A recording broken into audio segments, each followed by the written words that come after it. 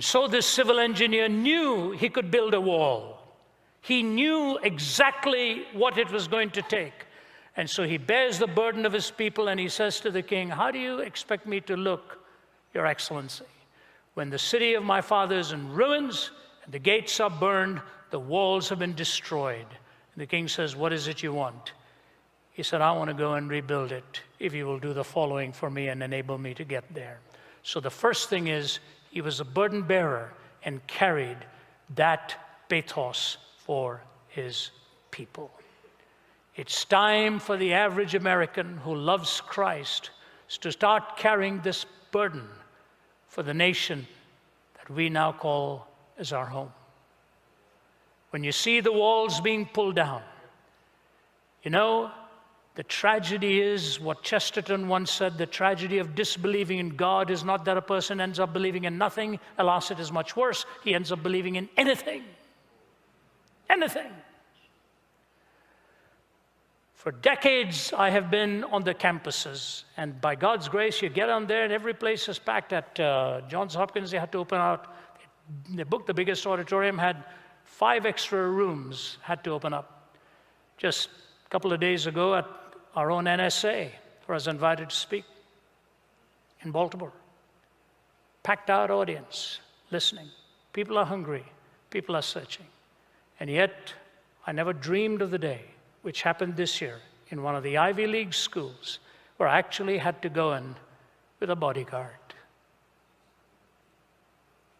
A 300-some-pounder African-American walking beside me as my bodyguard, and police and attendants outside, because of the hostility and the vitriolic language, making all kinds of assertions, not one of which was ever supported by a quote or a statement from anywhere. I said to somebody from Jakarta wrote to me that day, said, praying for you as you go into one of the Ivy League schools in America, reading all the vitriolic language that is in the student newspaper. What's happened to us?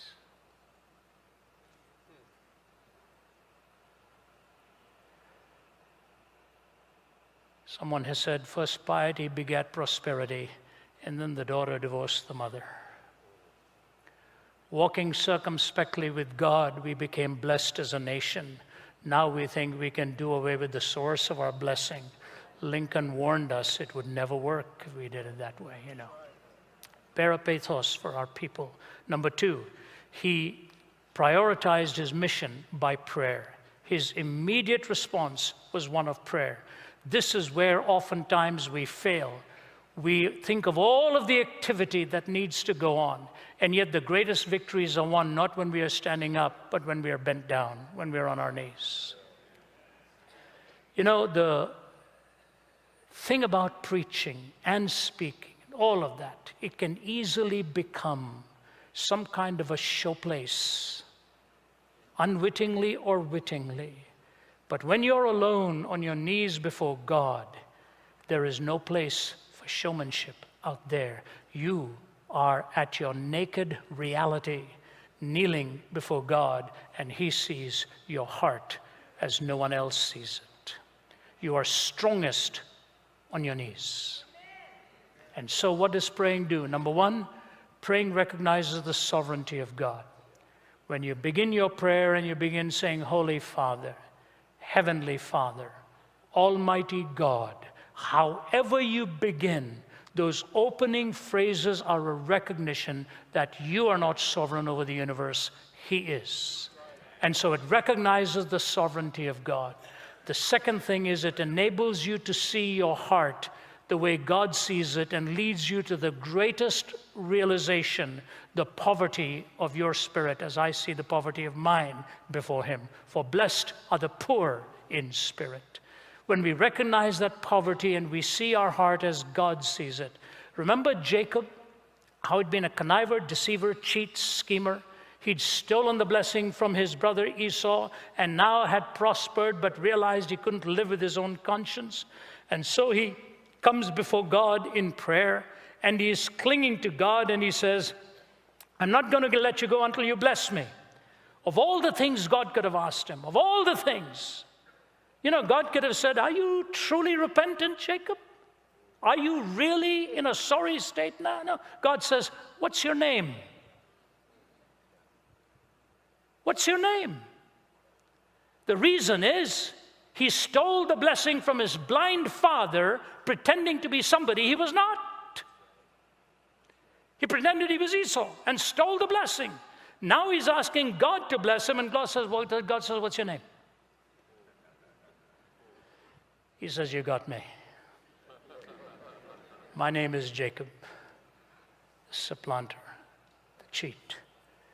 And God says, because you've recognized who you are, I will change your name. Your name will be Israel. You have struggled with God and triumphed. You have struggled with God and triumphed. When God sees you at that point of you recognizing who you are, that's why I say to you as clearly as I can, the worst kind of sin behind the pulpit or anywhere else would be the sin of pride. I've got a broken back with 2 titanium rods bracketing me, 4 clamps, 8 screws. I go to Home Depot for a treatment. It's unbelievable. You can go through some parts of the world and they are jabbing your back and wounding you. They're sure you are not wanted in that country because they can't figure out what's causing that thing to beep, you know. When I stand up each time, I know it's only by the grace of God. We're just moving back to a home we've had remodeled. Part of the basement while they were working looked like Noah's time had come. So they're clearing all that out. I'm not supposed to be carrying anything, but I can hardly leave my wife to do so much of that. So I'm carrying this big box down the stairways to my study. I've got 7,000 volumes. Carrying one of these down and missed the last step, and I'm on my face down, you know. And my wife heard it. There were other technicians, and I'm lying there saying, what have I done?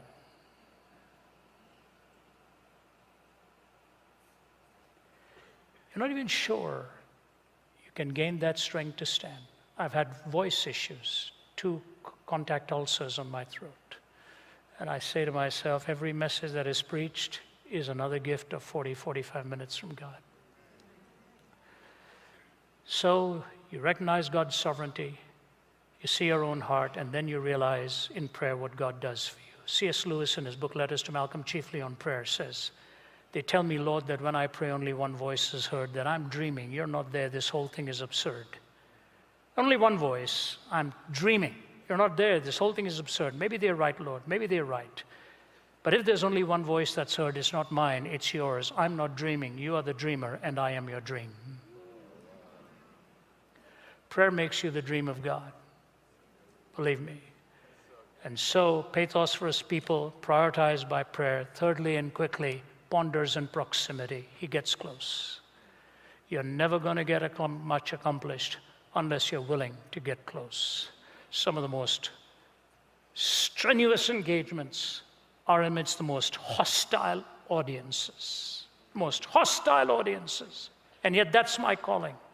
I think the most difficult conversation I ever had with my wife on one side, my colleague on the other, was for 3 hours at the Center for Geopolitical Strategy in Moscow. All atheists in front of me, all of them. It's like a barrage of gunfire. And you walk in there, and then you walk out of there, and then I'll never forget the words of the director of the Center for Geopolitical Strategy. He grabbed my hand, kissed my wife, the back of my wife's hand, and the whole faculty are lined up. Their whole mood had changed after the 3-hour dialogue. He said, Mrs. Zacharias, I'm so glad you have come. And I want you to know I believe what you've told us about God today is the truth. But you know, sir, it's very difficult to change after 70 years of believing a lie.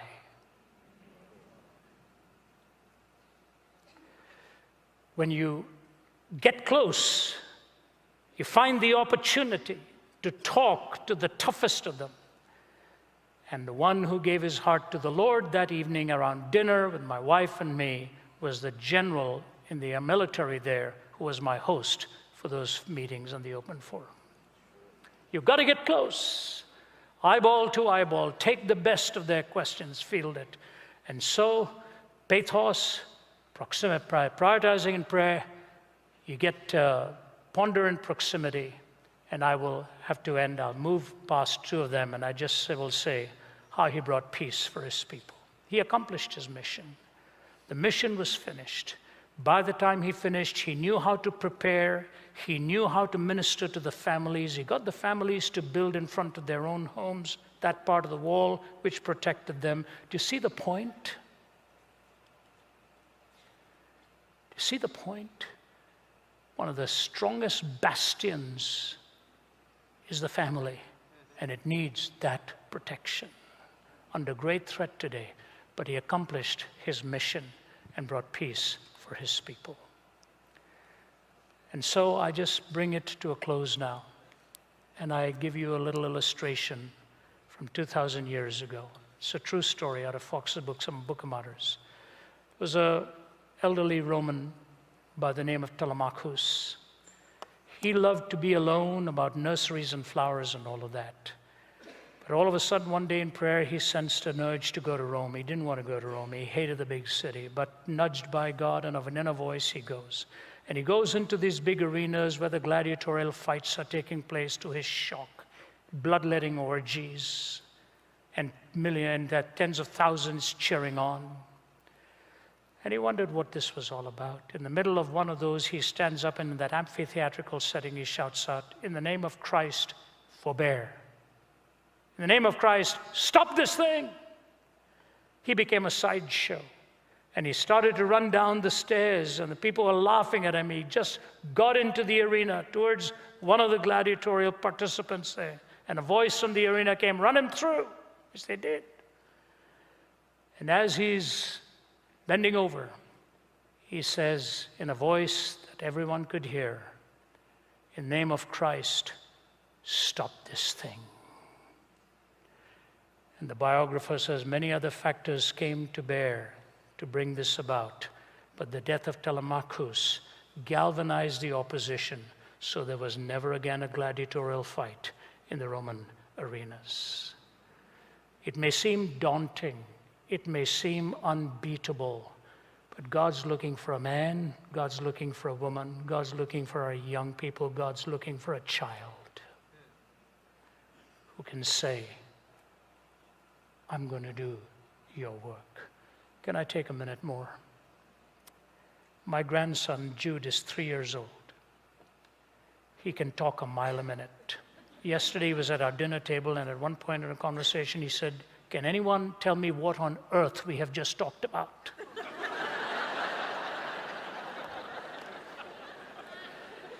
He was comforting his mother one day when she was not feeling too good, and he kissed her hand and said, "Mommy, I'm giving you some love. Keep it. I'm giving you some brave. Keep it." Next day, he had to go to school for the first day, and he didn't want to go. He's screaming all the way. So as she pulls up at the curb, she opens one hand, kisses his hands, and says, "Jude, I'm giving you some brave." And opened the other palm and said, "Sweetheart, I'm also giving you my love." She said, "Dad, I couldn't bear the thought." I pulled over and cried. This was his first day at school. Little bag over his shoulders, and he's walking and clenching both fists like this, with brave in one hand and love in the other. Unless we become like little children, we too shall never enter the kingdom or battle for it. Take the love of God, be brave, and go into the world and be a world changer. The walls will be dead.